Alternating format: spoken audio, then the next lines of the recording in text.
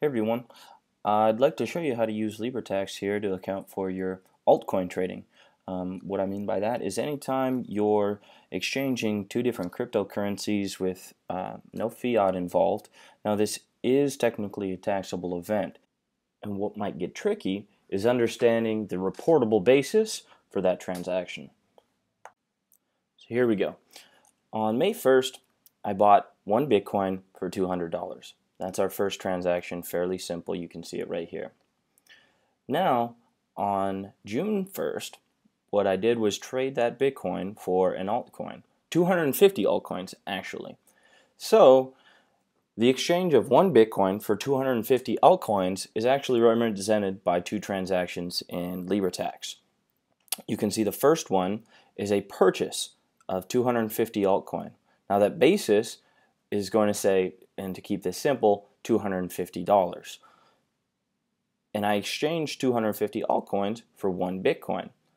So because 250 altcoins were worth $250, one Bitcoin that I exchanged it for is also worth $250. And that's the second transaction here. This is the sale event, and that's the basic thing you need to remember, is that in our system, each crypto to crypto transaction needs two different transactions, a purchase and a sale.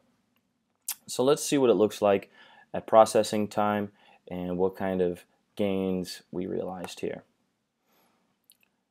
The end result is that we realized $50 worth of gains. So technically, because of this transaction history, I would have to owe capital gains taxes on $50 worth of capital gains. So another thing I want to show you is how to use the historical price database of Bitcoin, which our system is hooked up to help you determine the basis of your trading in other alt currencies. So right now we have just 250 altcoins on our balance sheet, given this particular transaction history that we made up. I'm going to add another transaction here, and we're going to move back from altcoin into Bitcoin. So this will be a purchase of one Bitcoin. And this time, instead of providing the value or the basis, if you will, I'm going to let the system do it. So I'll add this transaction, and you can see here where this little m is. We determined that the basis of Bitcoin at this time was $609.31. So, because I traded altcoin for that, I'm going to add the corresponding second transaction. This will be the sale of altcoin. So I'll say negative 250 and use the same basis here because we are trading 250 altcoins back for a Bitcoin.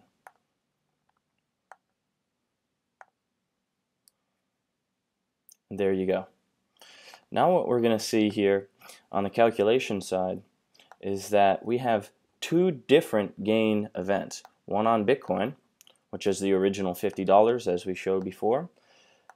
And then since we moved back into Bitcoin and Bitcoin was much more valuable, we can calculate a gain of $359.31.